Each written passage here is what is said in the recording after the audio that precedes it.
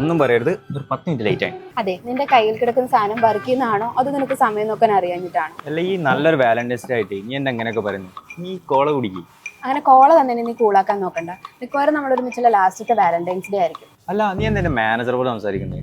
ആകെ ഒരു 10 minute late ആയാണോ അങ്ങനെയൊക്കെ പറയുന്നത്? എടാ, അതൊന്നും അല്ല ഇവിടുത്തെ പ്രശ്നം. നമ്മുടെ കാര്യം ഞാൻ വീട്ടിൽ അവതരിപ്പിച്ചപ്പോൾ അവിടെ സ്വന്തം മോളായതുകൊണ്ട് അവരെന്നെ ഇറക്കി വിട്ടില്ലെന്നേ ഉള്ളൂ. അതിനെന്തിനാ വീട്ടിൽ നിന്നൊക്കെ ഇറക്കി വിടുന്നേ? ഈ ഒരു ചെറിയ ജോലി അല്ലാതെ നിനക്കൊരു ഡിഗ്രി എങ്കിലും ഉണ്ടോ?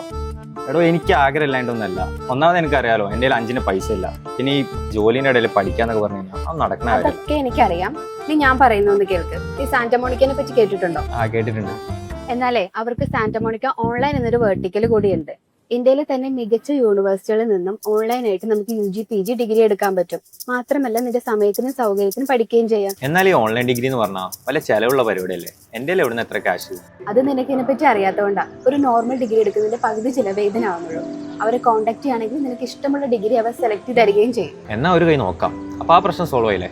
നീ എന്തെങ്കിലും ഓർഡർ ചെയ്യും. അതൊക്കെ പോട്ടെ, എന്റെ ഇന്നത്തെ ഗിഫ്റ്റ് എവിടെ? ഗിഫ്റ്റ് അത് ഞാനേ ഓൺലൈനായിട്ട് ഓർഡർ ചെയ്യാൻ നോക്കിയാ, പക്ഷെ കുറച്ച് ലേറ്റ് ആവും. കുഴപ്പമുണ്ടോ? ഇതാണോ നീ ഓൺലൈനായിട്ട് പഠിക്കാൻ പോകുന്നത്? എനിക്ക് നിന്റെ ഗിഫ്റ്റ് വേണ്ട, ഒന്നും വേണ്ട.